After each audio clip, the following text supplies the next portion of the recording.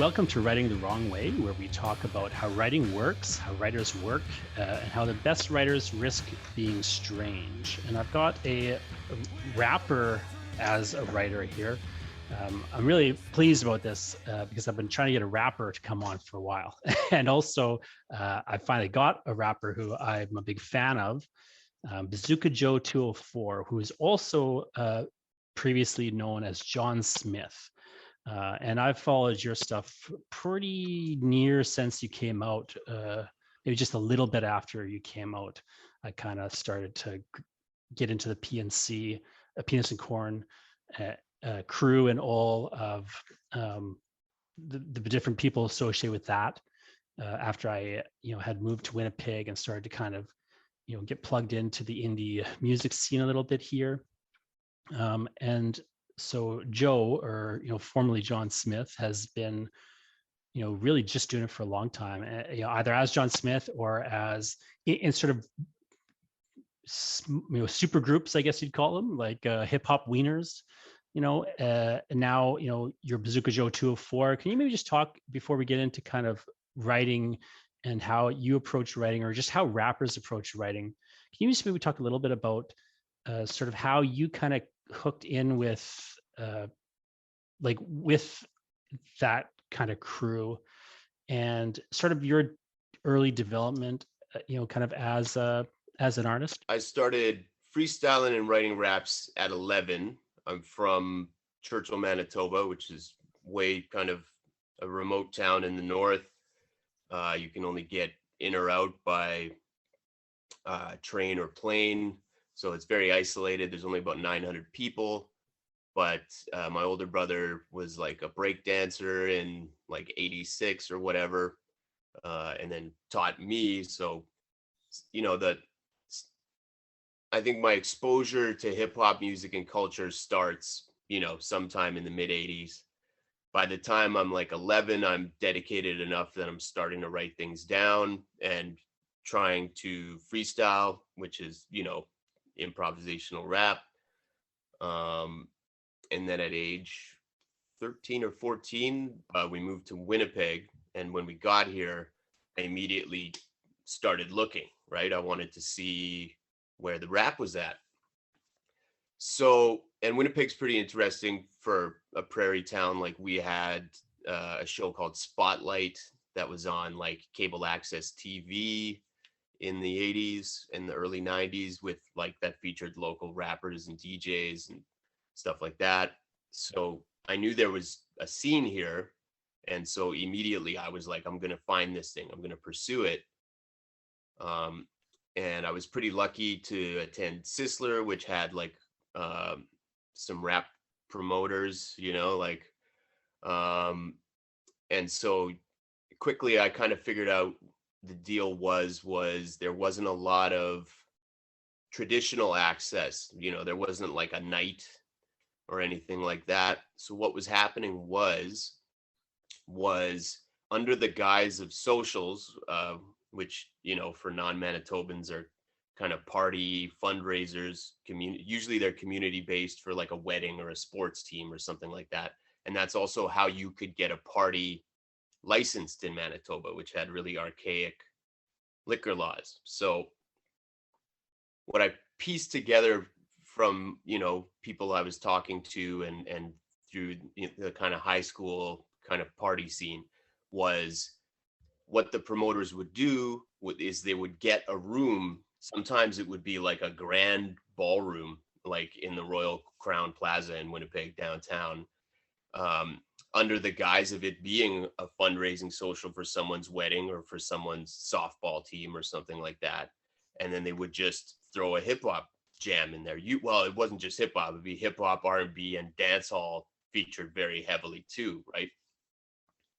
So yeah, quickly I figured out that you didn't have to be 18 to go to those parties. So, 15, 16 years old, out till 1 a.m, and usually the way the shows worked would be there'd be some, hip hop and R&B, and then dancehall reggae would come on towards the end of the night, which would get the crowd like most hype.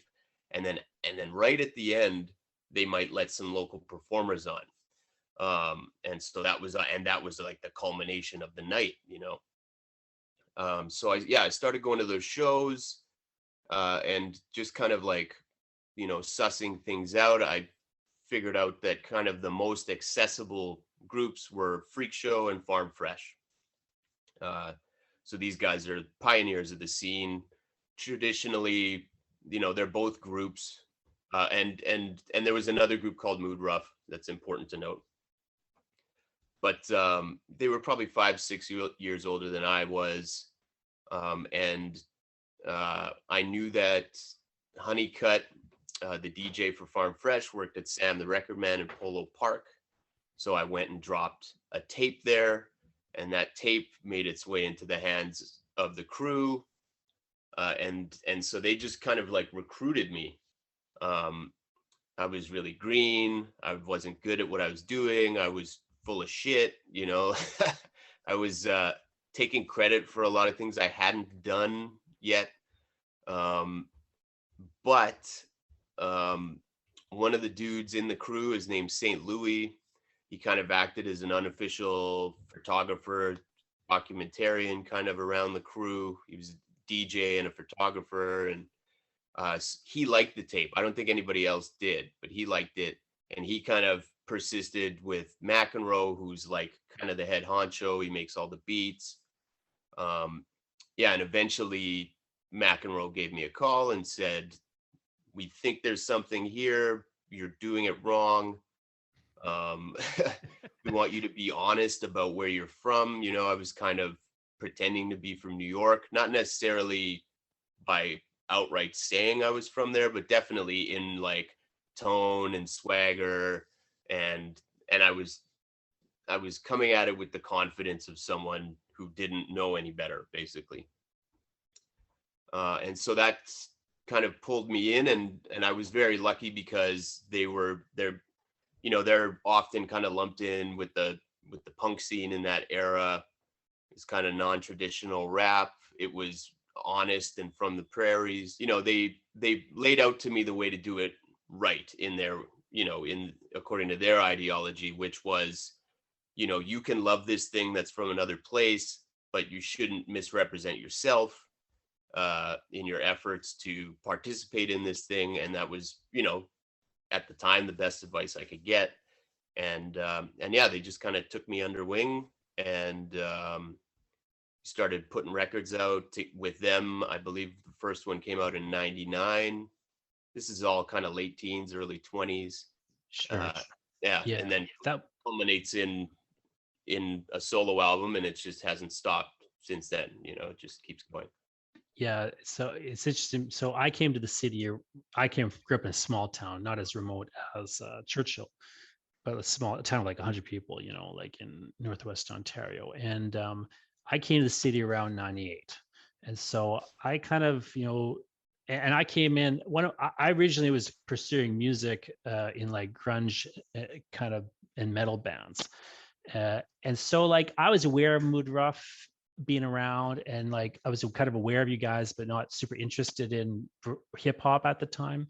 Yeah. But what happened was over the years, like especially as I kind of got like I went to the University of Manitoba, I started working at the Manitoba, and so I got to meet like co-op and a bunch of and I started sort of like meet people a little bit that were floating around, and I started to get just more interested in like a broader range of music. And then like if you kind of like zoom forward, what I think is kind of interesting about like just sort of my like growing infatuation with like hip hop and rap is I started like where I really like got sort of obsessive about some of the stuff. Like I got kind of more into indie hip hop through the PNC. Like I became kind of fans of what you guys were doing, and kind of other Canadian groups that were kind of popping up and popping off at the time. But then I started to really just get more deeply interested in like the history of that music, and even in just more modern rappers where or even just more mainstream rap, I kind of got more interested in as I kind of started to do went through university and did a PhD, because what I started to really weirdly learn was I was like sitting there, I would listen to like these songs that were, because of course rap started taking over the culture entirely, right? Yeah. Like in this sort of process, it starts to just eat the culture and Literally subsume. just Yeah, consumes everything that comes before it, right? Like, exactly. And yeah. like just subsume all other genres into it, right? You know, in a weird sort of way. And so all of a sudden, like I grew up like metal, industrial, like weird, like dark. I'm listening to like Danzig and stuff, right? And then all of a sudden, like now you've got Atlanta Trap, which is basically just Danzig, and but then they're rapping over it. You know, Yeah. like it's really interesting, like this industrial sort of minimalist beats, you know, like so what I found was interesting about it though, like from my just kind of perspective, not being somebody who's in that culture really at all, but just like a fan who's paying attention to it, is at the same time I'm studying literature in like a really serious and detailed way. Like I'm doing a PhD in literature and I'm looking at like a guy named Future is coming out, and you know, and Future's starting to hit big, and I'm hearing like criticisms of his writing style from Hmm. like my friends. So like, you know, and they're saying things like, well, you know, like he'll just say this, he'll like have a song where like he'll do 10 lines, they all start the same and then they end just he just kind of tweaks the ending. Yeah. And I'm looking at them like going, well, yeah, but that's a poetic technique called anaphora. Like that is a technique that goes back to Babylonian poetry. Like, Right. so like, you know, you might not like Future, but like the point is like this is a literary form in a really clear way.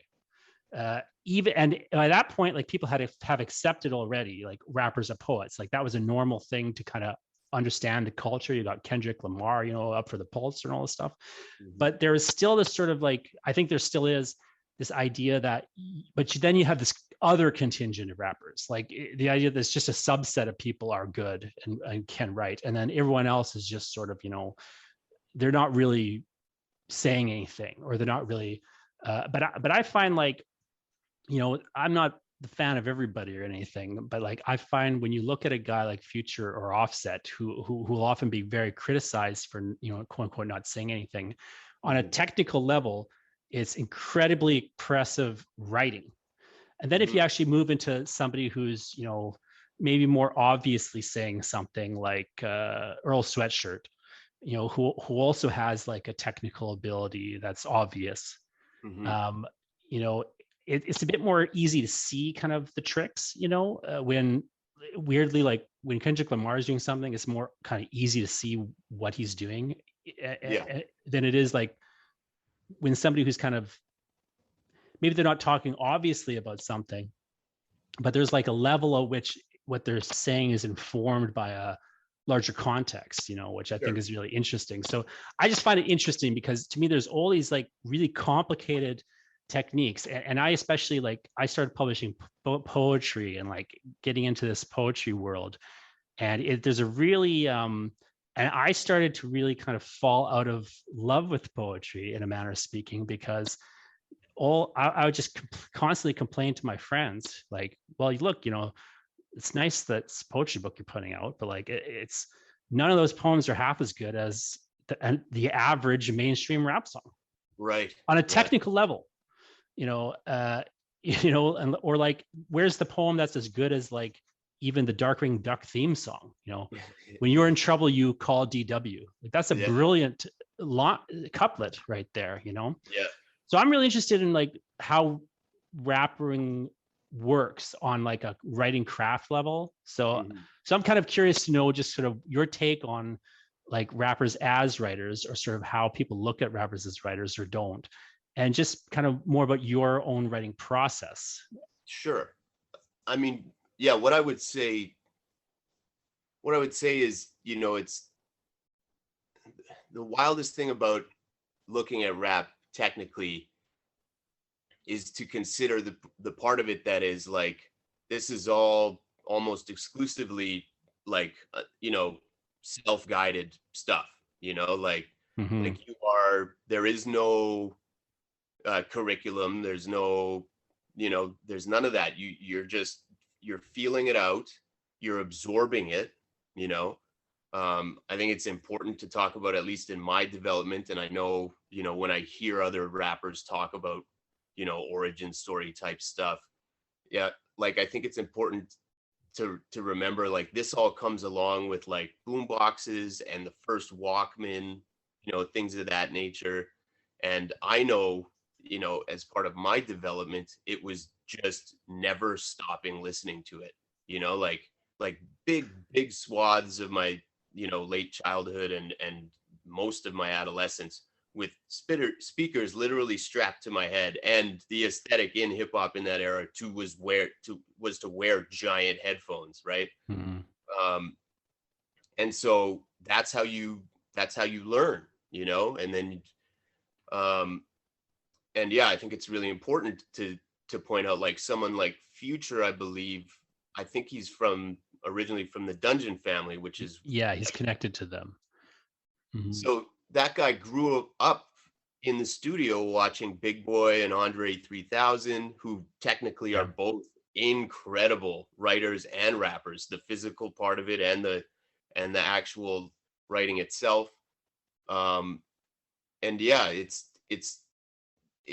it should be looked upon as really impressive when you consider that so much of it is just done by feel, you know. And I think there's definitely some things with race at play, where I think there's people thinking that, you know, rappers are, you know, like, especially from the hood, are kind of like preternaturally talented at what they do, you know. Like, there's this inherent thing where the reality of it is like, there are, you know, these are people who have put all of their chips into one pile and said, this is the thing, you know, like, in oftentimes very uncertain and sometimes dangerous situations. So yeah, it's for me, it's something that needs more credit and needs more examination. Well, uh I think that also informs, or should inform, I think, how people receive some of the writing, but they don't. Like, I think of, I'm a big fan of Future, even though I understand he's not the best rapper in the world, but mhm. I just like the sound. Like, Well, he picks music I like. But like, he has this one song he does with Young Thug called "Drip on Me," right? And this song, at one point, the chorus is kind of all this drip on me. You know, at one point he's like, "Got to keep it on me like ID." And I think that's a really insightful line. Like, you know, people will look at, like, oh, the show, the exuberance of, you know, showing off your wealth as being sort of a materialistic thing. But there is like a level out where, like, well, it is sort of a signaling of who you are on a kind of, you know, identity level, you know. Like he has to keep it on him whether he wants to or not. Like, you yeah. know what I mean? Like, it has to happen because that's sort of how he gets from one place to the other. It's like, he's, instead of being carded and having to show his ID, it's like, well, he's got that chain, you know, he must be rich, therefore he has a mobility, you know, that Mhm. he's now allowed. Like, there's levels at which, like, you know, or I always think also of this Takeoff song called "None to Me," where he actually starts the song with playing a YouTube clip from a guy who's looking at his music video and criticizing, like, the ostentatiousness of the music. Yeah. And so then the song begins with Takeoff going, "Yeah, I spend this money, but it's none to me. Like, it doesn't matter to me. What matters to me is that I've brought everybody out of poverty with me." You Yeah. know, and like, there's an interesting, like, context, I think, that surrounds the music that sometimes doesn't really get, like, brought into it so much, especially by a mainstream that wants, on one hand, to celebrate and capitalize on this, you know, writing, but also wants to kind of dismiss its importance or value in a sort of weird double bind. Like, it's Sure. interesting to me. I'm curious to know, like, how that stuff matters to you when you're sitting down trying to write, like, in terms of thinking about how, like, the song is going to be received. Like, I think, like, Art School Kids is maybe kind of an example. Like, that's one of your new singles off Bazooka Joe's 204's new album is Perry Nilsson, which is going to come out in October. um, October 15th, I think you said it was. Yeah. And Art School Kids is one of the singles that's out right now that people can go find. Kids with a Z. And you kind of get into like some of that kind of those class issues that kind of play into how people perceive, rappers, and just sort of, how class just plays into education in that sort of way, which Yeah. I think is interesting. So I wonder if you could talk maybe a bit about that song and kind of how you came to write that song, because it does sort of come off something you said almost like I never thought about it till you mentioned it, but like as a writer, I went to university and took creative writing classes, but there's no like class in like rapping, that No, you can go take no. at university. It's Yeah. interesting how it's not been institutionalized in that way, even though it's gotten recognition. You've had people like Kendrick Lamar who have gotten recognition from the university and the academia in that respect, and you've also got, of course, a culture that is just dying to capitalize on rap music. Yeah. Well, to go back, and I think I can tie it all in together, is, even within rap, there was judgment on your content, like, Mm-hmm. and for the kind of curators of the culture, there was a lot of like, this is about something and this isn't about something, and this thing that is about something has more value than this thing that isn't about something, Sure. even if the thing that isn't supposedly about something is technically great, I right? remember Ti doing that really specifically in that one song. It's like one of his hit songs. He starts talking in like all of a sudden he just starts using a bunch of 5-syllable words Yeah. and saying other rappers are comedy, and dismissing them in this particular way. So it's interesting. Yeah, I can see that real clearly in certain Yeah. moments. And what's really interesting about it is if you look at, the kind of eras of growth and focus and importance, New York became the arbiter of what's real and what isn't real for the longest time. They kind of not necessarily had exclusive ownership, because there was tons going on the West Coast at the same Mm-hmm. time. But if you go to what people look at as the golden era, the kind of early to mid 90s, New York gets, they start to really like the smell of their own farts. You know what I mean? Like, it's really Sure. self-serious, and it's battle, battle, battle, and there's 50 dudes on stage every time anybody needs to rap, and it becomes almost like dour, you know. Mm. And then you see, eventually later, when the South emerges and people started paying attention to the South, like, one of the biggest records from that era is Paul Wall and Chameleonaire. Yeah.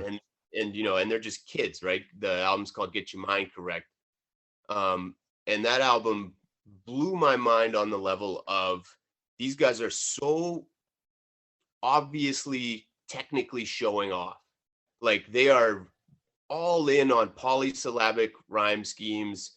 um but the album itself is just a declaration of opulence. You know what I mean? Like, it is not only do I have, you know the vehicle of my dreams, right? Like, and in the South it was usually like muscle cars and things like that.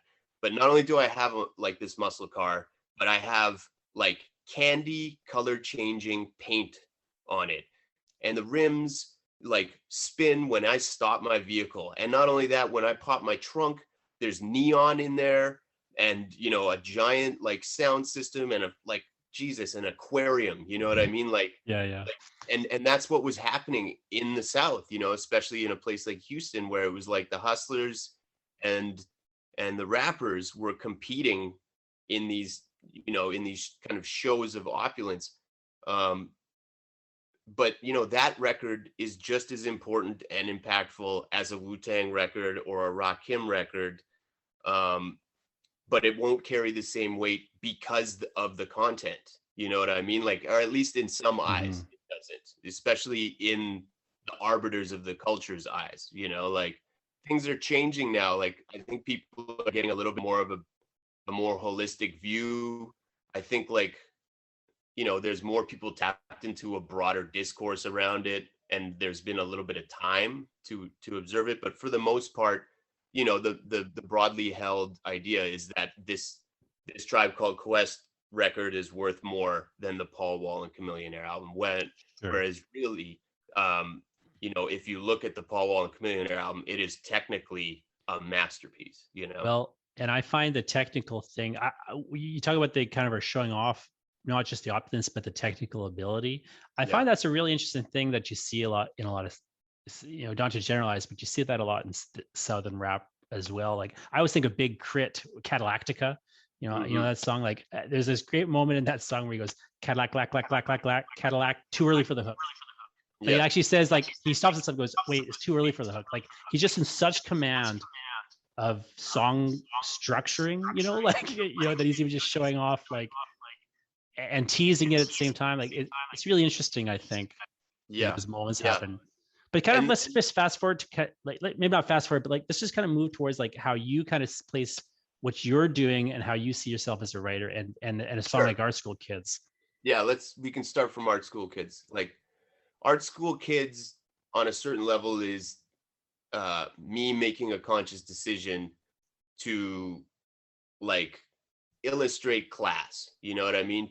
And just to be that declarative and say, I grew up poor, like I am, for all intents and purposes, a poor person. I don't own a house. I never have. I've never owned a vehicle. I don't have a credit card. You know what I mean? Like it's a different life for people who don't have money and don't know resources and how to access them, and when you get into the arts, especially, for me, I got very lucky because I was kind of taken under wing by these, by people who were veterans of music, but also like, knew what they were doing, like running a record label, for instance. So I had a stable place for the records to come out on. And for me, especially as a young person, I was okay with kind of, living hand to mouth because I was living my dream. It was like I get to go on the road and I've seen Canada from coast to coast and done all these things. And then, as time kind of passed like when you hit 30 and you start looking around and wondering what the future is going to be like for you, it's like, wow, and then you hit 40 and you look around and the only people who have survived in the arts would have survived no matter what they had done. You know what I mean? You see that connections and resources and coming from a moneyed background is kind of, the arts are the realm of those people for the most part. And there's fallback plans, like there's a part in Art School Kids where I talk about, like people who can just kind of have a band for their university years and then they can just go and do something else. And it's we live in a world where people are told to pursue their passions, at all costs, like ditch your family, live in a Winnebago, like put it all on Instagram, right? Poor people don't have that option, and so, yeah, essentially, it's a song about class in the arts, and what I've had to do to kind of survive in it, like including selling drugs and kind of couch surfing all over the place for years at a time, like so yeah, it's a declaration and an exploration of class in the arts is how I would describe it. Sure. There's a line in that song which I love, which is turn your installation into a murder mystery.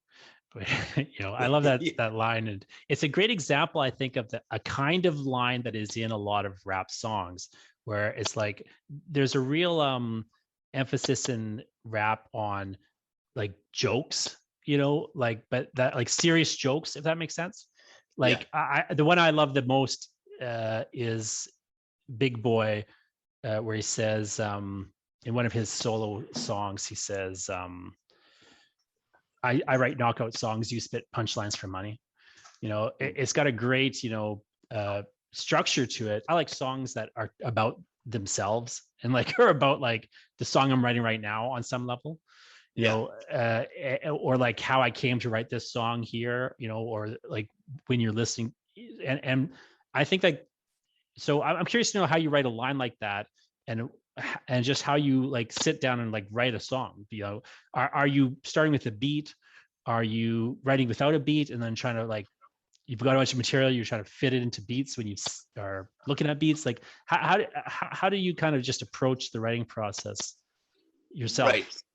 Well, yeah, I think it's important to say about art school kids. It's a 3-verse song, right? Like, just Sure. for the example of writing, it's a 3-verse song. The first 2 verses are very earnestly about, this is where I'm at. I'm 42 years old. I'm still doing this thing. I've had to be an absolute magician to exist even up until this point, right? And then the 3rd verse switches into a violent fantasy mode in which I am, taking vengeance upon the kind of snooty art community, right? Sure. So yeah, so in a song like that, I'm going where it leads me, right? And mostly now my process, because there's different things, like there's sometimes you get invited to the studio to write a collaborative song with someone, and then you go there and you pal around a little bit, and then you kind of write like a fun ditty about how good of a rapper you are and how bad everyone else is at rapping, right? Like that's one thing for me. And you'll notice this when you look at my kind of collaborative record, is I started out in a lot of groups and now I almost exclusively do solo stuff. And that's because I'm at a point where I want to write in a very specific way about very specific things. I used to be more inclined to let other people take the lead, and we would write, high concept stuff on the level of, hey, we think this song should be about this. My verse is going to be about this. Why don't you tackle this, right? And so, those are ways of doing it, but not my preferred way of doing it. And so my preference, I don't like to kind of hang out and spend a ton of time in the studio, which is a real staple of kind of like hip hop culture and rap, which is, just get into the studio, smoke blunts all day long, stay there for however long it takes to get whatever finished is finished. I'm just too old and not comfortable opening up in that way with people around. For me, essentially, producer will give me beats, right? I will sit down with the beats immediately. Within the first bar or two, I know whether or not I want to rap on something. What's the thing that, is it just a instinctual feel, or is there something in the kind of beat you choose? Like, do you recognize It's like things you're looking for, or is it just kind of I mean, I'm more looking about that? I'm looking to be moved, right? And I can be moved by what I feel like is the emotion in the thing, or I can be moved by the actual technical, like the drums, for instance. That's a huge deal for me. So, just to give you an example, in the early 2000s, there kind of, was a loosely kind of formed prairie rap sound, right? And that involved a lot of kind of like sparse kind of acoustic guitar loops, or maybe like a piano loop. And these aren't like jazzy, busy, fun things like, like the sampled hip hop of the early 90s. Like I said, they're kind of sparse and minimal, very moody. And then a lot of like kind of slow, chunky drums, for me, that's the opposite of what moves me. Like I'm looking for more intricate things going on within the beat. That's why I make so much music with McEnroe. Is he does so much stuff with the drums that it's like it's inevitable for me. I start listening. If it moves me emotionally, that's great. But more than anything, I just start hearing the cadence. I start hearing the flows immediately. Yeah, I think of So any time is kind of a song like that. To me, is the opposite of like, it's sort of like you're saying, it's almost the opposite of a lot of trends at the time. yeah, And it's just because anytime is like well over 100 BPM, mhm. like this is a part of that kind of osmosis that I was talking about earlier, to me, and I can only speak to my experience, but it's like I listen to all types of rap from across the spectrum, from the most experimental out there stuff to the most mainstream stuff. Um, I always look for the more technical representatives. It just kind of happens naturally, as a craftsman, listening to other craftspeople. It's like I'm looking to be impressed, right? I'm looking to hear things that I haven't heard before, or to hear a new interpretation of things that I have heard before. Um, but yeah, it's all in there in the beat when I listen to it. Um, and if it prompts me to, immediately start like thinking, okay, this is something I'm interested in, then I'll kind of mark it down, you know. So a beat, like a producer might give me a pack with 20 beats in it. I'll sit down, listen to the whole thing, mark off which ones interest me, and then it becomes kind of a pretty traditional writing approach, or at least traditional as I perceive it, in that when I have time set aside for it, and when I'm feeling it. Like that's another big thing for me. I'm someone who's kind of you know dealt with addiction and mental health challenges for the entirety of my adult life, or adolescent and adult life. So I recognize productivity. Like I can feel it physically, and I can feel it build sometimes, even sometimes for days. I know, the gears are already turning, and I know, like, okay, I'm gonna set aside a chunk of 4, 5, 6 hours, whatever. I know I'm gonna have access to a quiet, comfortable space. That's another big part for me. I don't like having people around when I'm writing.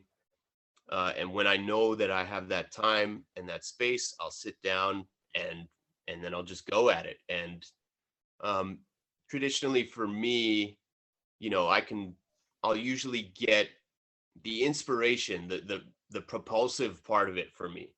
I can usually get a verse and a hook out of it, and then my energy will wane, and then I'll move on to something else if I'm still feeling it. But that's what I need to thrive. That's the best conditions for me to write under, I guess. Now, how do you write differently if you're in that other scenario you're talking about? If like you were thrown into if you were, say on stage and you've got a freestyle now, or Yeah. you're in a studio and you're doing it a collab and it's about quickly, working, uh, like how do you actually write differently? Like what are the techniques or the tricks or the ways that you'd approach like just the writing process differently in that other scenario where you have to produce quickly? Yeah. Well, I think there's a difference between, like, what I was doing 20 years ago and what I'm doing now, right? Which is, now I have a tighter grip on it, whereas back then I was kind of being led around on a leash, right? Like the main conceit of it is that this rhymes, right? Like Hmm. you can sit me down with, some avant-garde college ass kid rapper who is challenging the norms of rhyming within the realm of rap. But for the most part, the conceit of rap is that it rhymes, and so that informs it technically.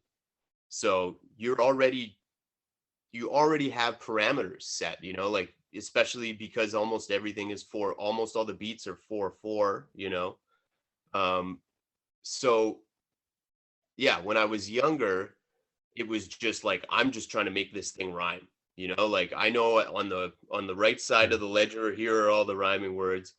I never did something as maybe deliberate as like had a rhyming dictionary or something like that, but it was like, it was informed by the rhymes. Whereas now, um yeah, now it's more about, I'm looking for a theme. I'm looking to match the aesthetic. What does this beat feel like?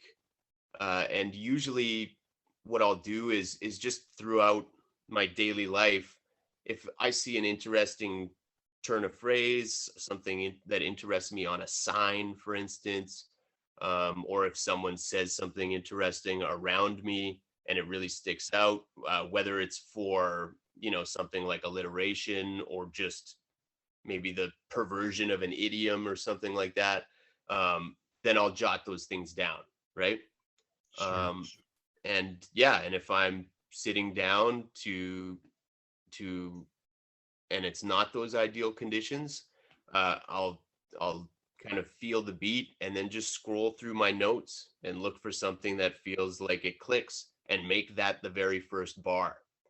And then once you have that first thing, it's like it becomes like lucid dreaming at that point. You're springboarding from one idea to the next because you know, unless you're under duress, unless I'm writing to a beat that I don't want to write to or something like that, like there is just a natural propulsion and kind of springboardness to it, and Sure. And if you've got a it, theme and you've got once you've got an end word, you've got a rhyme that might be was the next thing, and you could keep doing that, or you could move off it, but you've got at least some templated structure to begin with at that point, which exactly. sort of starts to lead somewhere. And and the beat will also inform it, like Sure. if uh if I feel the beat has kind of like a focal point at the end of a bar, like that might pull me in the direction of I'm going to establish a rhyme pattern, uh, a flow for every bar, and I'm going to stick to it for the entirety of this 16 bar verse because I know that the way that the beat builds and the most interesting part of it or the most impactful part of it is here. And if I like jump in with that and hit it at the same time and do it for the entirety of a verse, it will naturally grow and build and, become climactic just within that because of the kind of hypnotic nature of being like, I'm going to ride this thing. You know what I mean? And Sure. not only am I going to ride it, I'm not just going to do it for 2 or 4 bars. I'm going to do it for the entirety of this thing. And it makes it something that people, whether they want to or not, the listener gets invested in it, right? Because they're kind of trapped in this swirl that pulls you along and rewards you at the same kind of surging kind of point, I guess would be the best way to describe it. And then when do you decide, or how do you decide, or like is it even I don't know what goes, if it's even a decision or if you're just kind of operating on an instinct here, but like what I find really fascinating with rap writing is when people establish a structure like you're saying and then just suddenly shift it, like Oh all of a yeah. sudden they just switch it,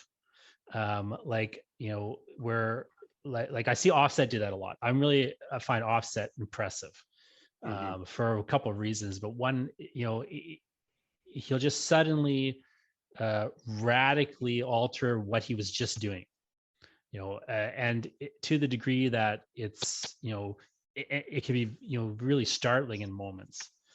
Um, and he also is very excellent with slant rhymes. So a song like Darth Vader to me has like some of the best slant rhymes you can find. Mm-hmm. But I'm curious to know, like, when you do that, because you do it sometimes, like in a song, like my favorite song of yours is Long Money, where you kind of do the thing you were just talking about, but you do have sort of like this moment where you say, you kind of like pause and then you kind of like break the flow a little bit in the sense that you pause, then you say, put them up like an obelisk, which is one of Yeah. my favorite lines. And then but then like the patterns that come right after that, they fit in the bars and everything, but they're They're moving very differently, yeah, they're kind of jumbled, like and Yeah, like you're like hitting the beats and Black everything, Rap but Battle, Castaneda, yeah. mhm. So Um, I'm really curious about like how you decide when to do stuff like that, because I think when it happens, it's really effective in part because you've been so stable before that. Like it's yeah, surprising, right? So it it's kind like of, it's like a combo breaker in hmm, like a that's a good fighting way game. to put it. Yeah, Yeah, yeah. I mean, I can only speak for myself. There might be a shift in the beat that prompts that more often than not, though you're just writing to a loop, right? Um, sure. So it could be Yeah, any and maybe amount. the producer's going to change it later or something, but Yeah, because you changed it. But exactly. Like yeah. sometimes the beat leads you, most times the lyrics inform the beat because there's post production, right? You put Hmm. your verse down, then the producer kind of manipulates the beat behind it. But in a situation like that, it's just feel, and it's like it's informed by the beat, but it's also, I mean, it can be informed by like scarcity of rhymes too. Like it might be like, okay, I ran out of all those, I ran out of the rhyme to keep that going, right? So I'm gonna break it. Um, but it could be content as well. You know what I mean? It's like now I'm gonna shift gears. So the content is gonna switch with it, right? Like or Sure. the or the feeling behind the content. It can be you, like, like one thing I really like is a rapper, who's making a point and is hard charging, and then just takes a moment and just throws their hands up and just goes, like it's like the audio equivalent of like I digress. You know what I mean? Like or I got carried away or something like that. But you know, to give you a semblance of an answer, it's dictated by feel, like it really is. It's um it's probably rooted in freestyling in that, like you're going one way and you're going with something, and then maybe you were doing 2-syllable rhymes, but now a 3-syllable word is at the end of the bar, and that might be the impetus for the whole change, like is a slight technicality rather. It's really fascinating, to me, and I just find it really, interesting on a craft level. Some of the things that you do, and that just rappers in general do. It just is.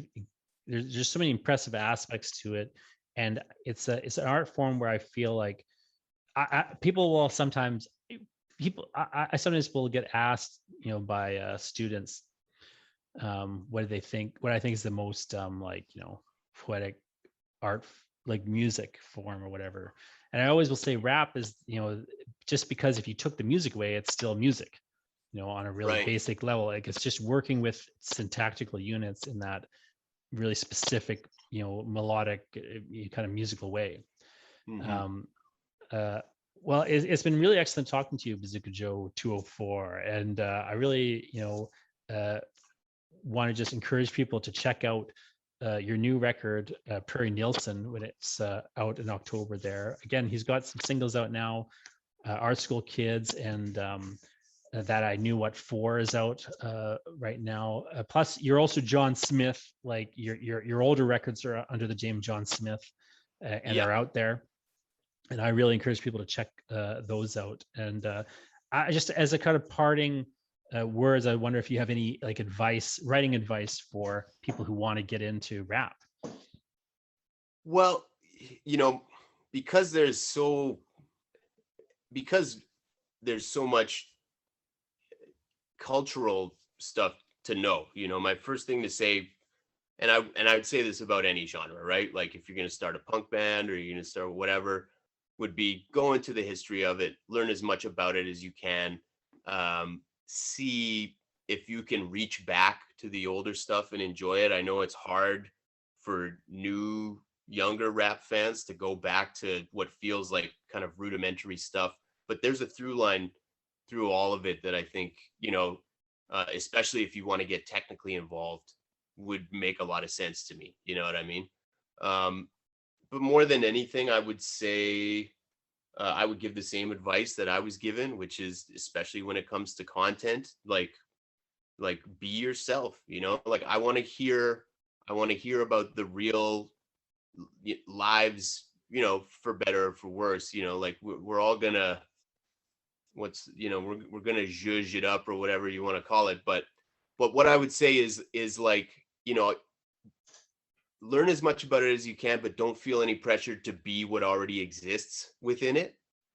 Um, and and by that I mean, if if you're like a teacher or a bus driver, or, you know, a nurse or whatever, and you want to get into this, I want to hear about your life as a teacher or a bus driver or a nurse. I want to hear it in rhyme form.